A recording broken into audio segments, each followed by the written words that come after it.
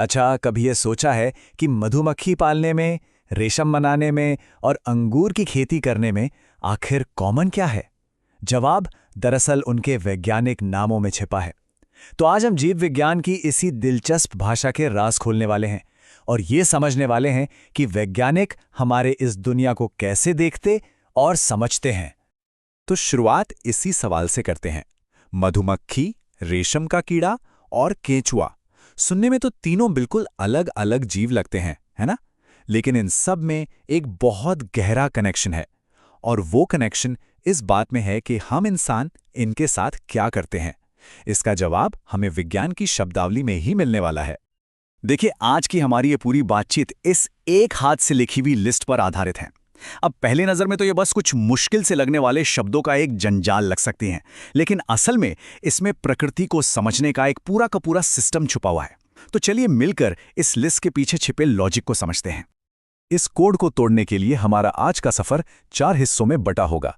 हम शुरुआत करेंगे खेती और पालन पोषण से जुड़ी साइंस से, फिर पेड़ पौधों की विशाल दुनिया में जाएंगे, उसके बाद जानवरों की अनोखी दुनिया को खंगालेंगे और आखिर में भविष्य की कुछ कमाल की तकनीकों पर भी एक नज़र डालेंगे। तो चलिए पहले पड़ाव से शुरू करते हैं। यहां समझने वाली सबसे जरूरी चीज है एक सीक्रेट कोड, और वो है शब्द के आखिर में लगा कल्चर। देखिए, जीव विज्ञान में जब भी कोई शब्द कल्चर पर खत्म होता है तो इसका सीधा सा मतलब है कि बात किसी चीज को उगाने, पालने या उसकी खेती करने की हो रही है। जैसे कि ये सब सीधे सीधे इंसानी काम से जुड़े हैं। एपीकल्चर यानी शहद के लिए मधुमक्खियां पालना, सेरीकल्चर मतलब रेशम के कीड़ों से रेशम बनाना, वर्मीकल्चर हो गया केंचुओं को पालना, वही केंचुए जो मिट्टी को उपजाऊ बनाने वाली शानदार खाद बनाते हैं, और विटिकल्चर का मतलब है रसीले अंगूरों की खेती। चलिए अब पालन पोषण की दुनिया से निकलकर पौधों की हरी भरी और हैरान कर देने वाली दुनिया में चलते हैं। ये एक इतना बड़ा किंगडम है कि इसे बेहतर ढंग से समझने के लिए विज्ञान ने इसे कई अलग अलग शाखाओं में बांट दिया है। इस दुनिया में हॉर्टिकल्चर यानी उद्यान विज्ञान एक बहुत बड़े छाते की तरह है। ये वो साइंस है जिसके अंदर फल, सब्जियां, फूल और सजावटी पेड़ों की खेती करने की कला और विज्ञान दोनों ही आ जाते हैं। मतलब बागवानी की पूरी दुनिया इसी एक शब्द में समा जाती है। इस बड़े छाते वाली बात को और आसानी से समझते हैं। मान लीजिए हॉर्टिकल्चर एक बहुत बड़ा मैदान है जिसमें हर तरह की बागवानी शामिल है, तो वहीं फ्लोरिकल्चर उसी मैदान का एक खास कोना है जहां सिर्फ और सिर्फ फूलों की खेती पर ही ध्यान दिया जाता है। हॉर्टिकल्चर के इस छाते के नीचे और भी कई खास ब्रांचेज हैं, जैसे पोमोलॉजी, ये है फलों का विज्ञान। मतलब अगली बार जब कोई सेब खाए तो समझ जाइए कि ये पोमोलॉजी का ही एक मीठा नतीजा है। वैसे ही ओलेरीकल्चर सब्जियों का विज्ञान है, और एंथोलॉजी भी फ्लोरिकल्चर की ही तरह फूलों के अध्ययन से जुड़ा एक और शब्द है।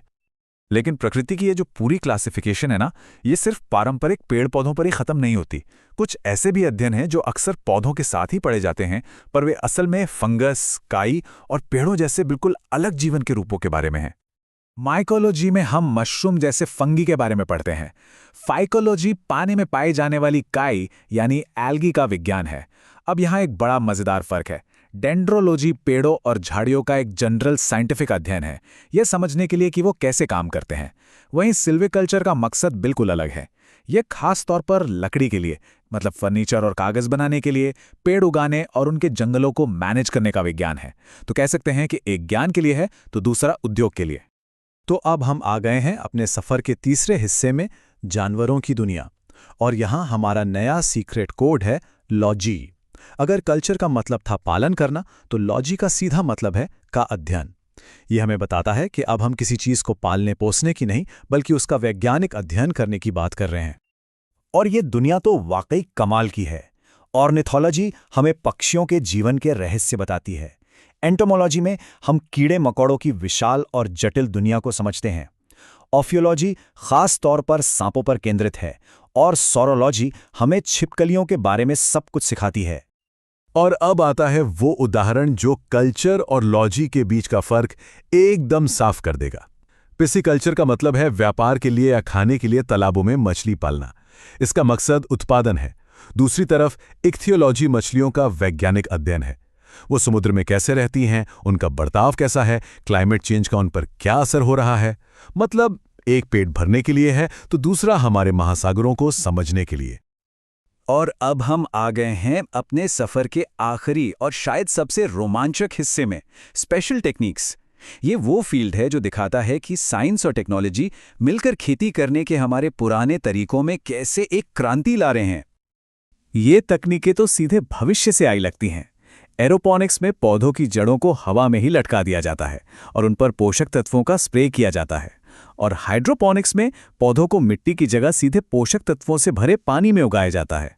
इन दोनों ही कमाल की तकनीकों का एक ही लक्ष्य है, कम जगह, कम पानी और कम मेहनत में ज्यादा से ज्यादा फसल उगाना।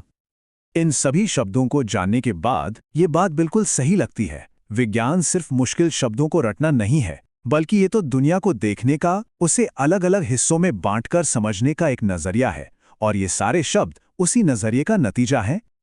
तो इस पूरी जानकारी के बाद एक बड़ा सवाल ये उठता है कि भविष्य की चुनौतियों को देखते हुए इनमें से कौन सा क्षेत्र सबसे ज्यादा जरूरी साबित होगा? क्या वो हाइड्रोपोनिक्स होगा जो हमारी बढ़ती आबादी का पेट भरेगा, या फिर एंटोमोलॉजी जो हमारी फसलों को बचाने में मदद करेगा? ये एक ऐसा सवाल है जिस पर सोचना बहुत जरूरी है।